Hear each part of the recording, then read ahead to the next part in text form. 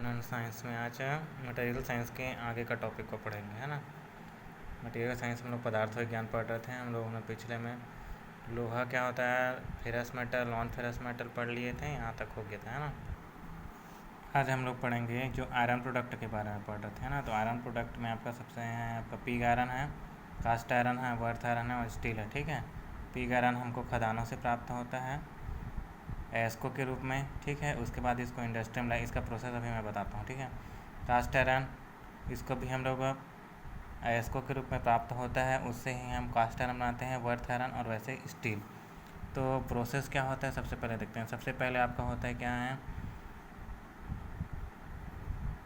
खनिज कहाँ एस्को के रूप में मिलता है, कहाँ से मिलता है, प्रोडक्शन देख रहे हैं ना कि तैयार कैसे होता है, प्रोडक्शन किसका, लोहा का।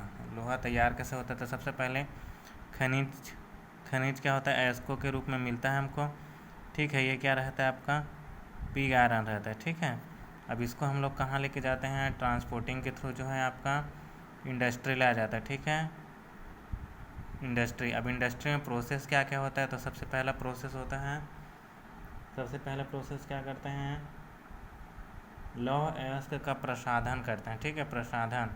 प्रसाधन में क्या करते हैं हम लोग कि जो खदानों से जो प्राप्त हुआ लौह अयस्क है उसमें बड़े पैमाने में अशुद्धियाँ रहती है, तो अशुद्धियों को क्या करते हैं, अशुद्धियों को निकालने के लिए हम उसमें क्या करते हैं, जो रेत पत्थर रहते हैं उसको सबको निकालने के लिए प्रोसेस अपनाया जाता है, जिसमें कंटेनर में जो डाल के उसको क्या करते हैं, पिग आयरन से उसको सबको अलग अलग किया जाता है, ठीक है। उसके बाद वहाँ से जो लोहा प्राप्त होता है उसको हम लोग कहाँ लेके जाते हैं, सेकंड प्रोसेस में। सेकंड प्रोसेस में हम लोग करते हैं प्रगलन। आप लोग को पता होगा, आप 10वीं में पढ़े होंगे, प्रगलन करते हैं, ठीक है। प्रगलन में क्या होता है, इस क्रिया में सांद्र और निष्पादन अयस्क में एक भट्टी में पिघलाया जाता है, फिर उसको क्या करते हैं, ब्लास्ट फर्नेस कहते हैं, ठीक है। और अयस्कों को पिघलाने की क्रिया को क्या बोलते हैं हम लोग, प्रगलन बोलते हैं, ठीक है। इसके आगे हम लोग तीसरा प्रोसेस, इसी में जो है प्रगलन के अंतर्गत एक इसमें होता है आपका ब्लास्ट फर्नेस। आपको पता होगा ब्लास्ट फर्नेस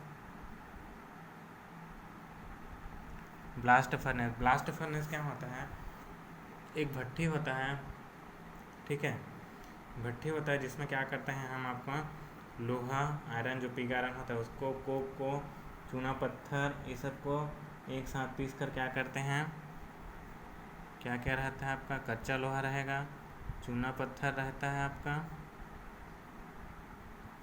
चूना पत्थर रहता है और तीसरा जो रहता है आपका कोक।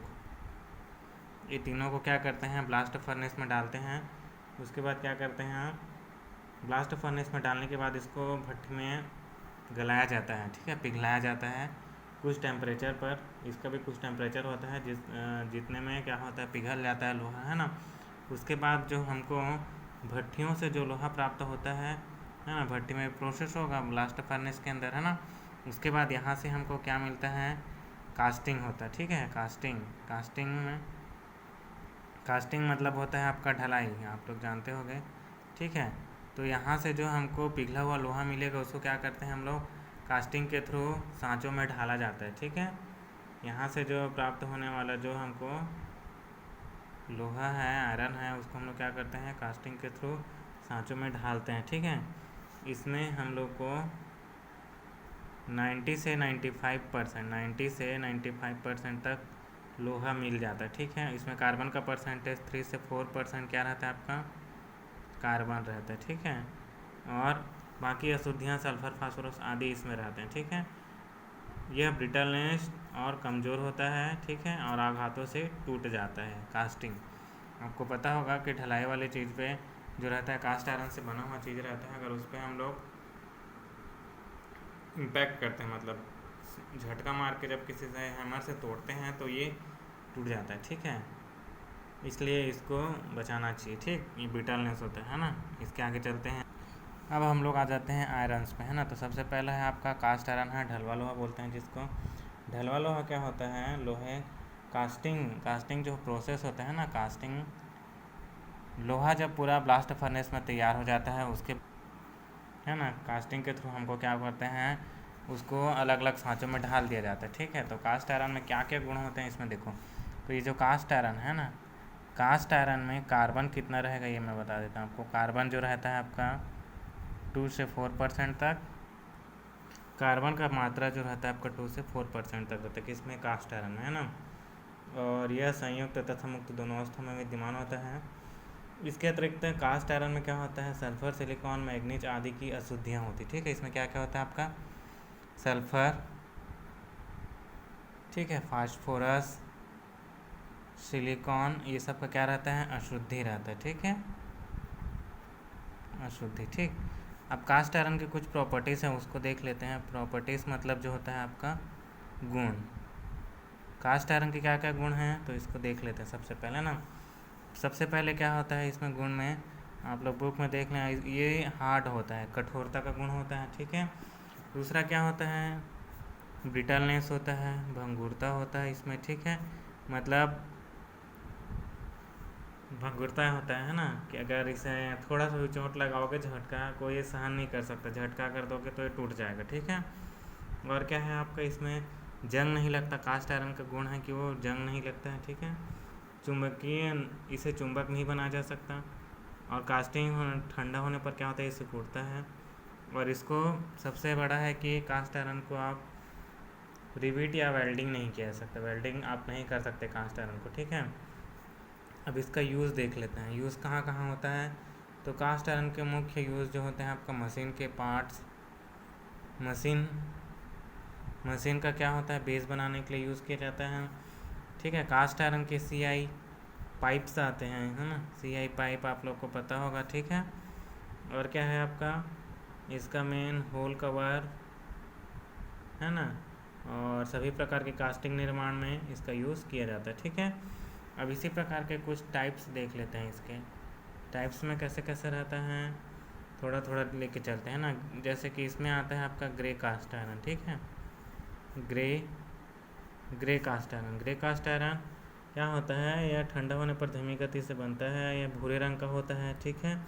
और इसमें आपका ब्रिटलनेस होता है और सस्ता और मशीनों के द्वारा कटिंग करने में सरल होता है ग्रे कास्ट आयरन, ठीक है। इसका यूज़, ग्रे कास्ट आयरन का यूज़ क्या है इसको देख लेते हैं। तो ये जो होता है आपका इंजन के ब्लॉक बनाने में, इसको याद रखना, इंजन ब्लॉक बनाने में, इंजन ब्लॉक के लिए होता है, ठीक है। इंजन का सिलेंडर, ये आता है आपके एग्ज़ाम में, इंजन का सिलेंडर किससे बनता है, तो ग्रे कास्ट आयरन, याद रखना, इंजन का सिलेंडर, ठीक है। Grey cast iron, engine block, engine का सिलेंडर, ठीक है। पिस्टन जानते हो, गाड़ी में लगा रहता है। रोलर मशीन, ठीक है, ये सब किससे, ग्रे कास्ट आयरन के बने होते हैं।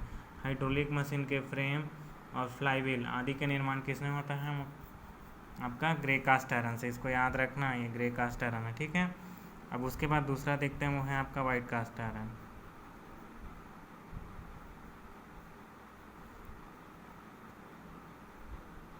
एग्जाम में grey cast iron, engine block, engine का सिलेंडर, पिस्टन, रोलर मशीन, ये सब किसमें, ग्रे कास्ट आयरन से बनाए जाते हैं, ठीक है। इसको याद रखना आप लोग, है ना। उसके बाद देखते हैं white cast iron. White cast iron क्या होता है, ये ठंडा होने पर तीव्र गति से बनता है, सफ़ेद रंग का होता है, ठीक है। और यह ब्रिटलनेस और हार्ड होता है, ठीक है। इसका यूज़ जो होता है आपका पहिए की बाहरी सरफेस में किया जाता है। वाइट कास्ट आयरन का यूज़ याद रखना, जो व्हील्स रहते हैं ना, पहिया जो रहेगा,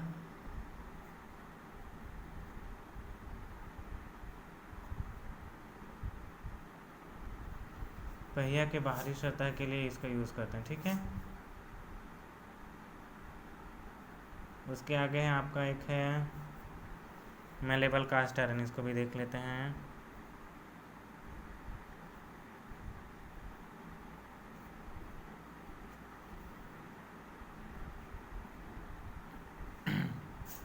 मेलेबल कास्ट आयरन क्या होता है, मेलेबल कास्ट आयरन जो आघात वर्धता कास्ट आयरन बोलते हैं, यह लाल चूर्णित हेमेटाइट में दबकर एनलिक भट्टी में लाल गर्म करने पर धीमी गति से ठंडा करे तो आघात मेलेबल कास्ट आयरन प्राप्त होता है, ठीक है। यह हल्के कंपन व शॉक्स को सहने योग्य होता है। इसका यूज़ कहाँ कहाँ पे होता है वो देख लेते हैं ना।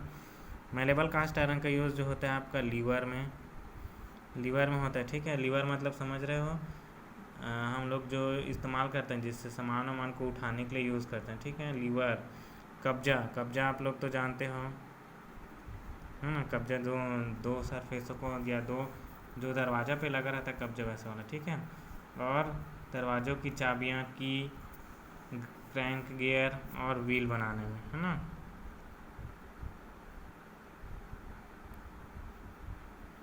व्हील्स बनाने में, पहिए बनाने में, ठीक है।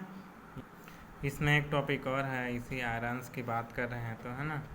क्या है, एक एलॉय कास्ट आयरन होता है ना, एलॉय कास्ट आयरन जो होता है, alloy cast iron chromium nickel silicon, मतलब जो होता है आपका है ये एक मिश्र धातु वाला कास्ट आयरन होता है। इसमें क्या करते हैं आपका, इसमें विशेष गुण होता है ना, विशेष गुण वाला कास्ट आयरन होता है एलॉय कास्ट आयरन। मजबूत और कठोर होता है, ठीक है। इसका यूज़ कहाँ पे होता है ये आप याद रखना। एलॉय कास्ट आयरन का यूज़ जो होता है आपका कंप्रेशर, कंप्रेशर आप लोग पढ़ोगे भाई कंप्रेशर में, ठीक है। हाइड्रोलिक मशीन में इसका यूज़ होता है। हाइड्रोलिक मशीन, ठीक है। स्टीम इंजन, भाप इंजन जो होता है आपका, स्टीम इंजन, भाप इंजन में एलॉय कास्ट आयरन का यूज़ होता है। ये एग्ज़ाम में पूछा जाता है। स्टीम इंजन का किससे बना होता है, तो एलॉय कास्ट आयरन से बना होता है, ठीक है। और इंटरनल कंबंशन इंजन, इसको भी याद रखना, इंटरनल कंबंशन इंजन, ये सब किससे बना होता है, एलॉय कास्ट आयरन से। याद रखना, ये पूछा जाता है इंटरनल कंबंशन इंजन किससे बना होता है, तो एलॉय कास्ट आयरन, याद रखना। Internal combustion engine alloy cast iron से बना होता है। स्टीम इंजन किससे बना होता है, एलॉय कास्ट आयरन से। और hydraulic machine alloy cast iron से। और कंप्रेसर, ठीक है। ये आपका लास्ट टॉपिक है आज का, वर्थ आयरन पिटवा लोहा। लोहे का सबसे शुद्ध रूप जो होता है, लोहे का सबसे शुद्ध रूप बोला जाए, है ना, शुद्ध रूप है, क्या है वो, पिटवा लोहा। इसको याद रखना, एग्ज़ाम में पूछा जाता है। क्या है आपका, लोहे का सबसे शुद्ध रूप जो होता है आपका पिटवा लोहा होता है। इसमें जो है आपका 0.15% जो रहता है आपका कार्बन होता है ना, 0.15% कार्बन होता है। और 99% शुद्ध लोहा होता है। ये एग्ज़ाम में आपका पूछा जाता है लोहे का सबसे शुद्ध रूप क्या है, तो आपका पिटवा लोहा, वर्थ आयरन, आपको इसको याद कर लेना, ठीक है। और इसमें 99% शुद्ध लोहा होता है और 1% बहुत मुलायम होता है ना, अशुद्ध है, इसमें बहुत कम होता है। और यह बहुत ही मुलायम होता है, जिसे हाथ से मोड़ा जा सकता है। इसको याद रखना है, बहुत मुलायम होता है, हाथ से मोड़ा जा सकता है, ठीक है। इसका कंबाइनेशन जो बोलते हैं वो कार्बन 0.5% बता दें, सिलिकॉन 0.15 से 0.2%, फास्फोरस होता है 0.12%, सल्फर होता है 0.02%, मैग्नीज 0.01% और शेष पिटवा लोहा रहता है, ठीक है। लोहे का सबसे शुद्ध रूप होता है, ठीक है। इसको याद रखना। चलो कल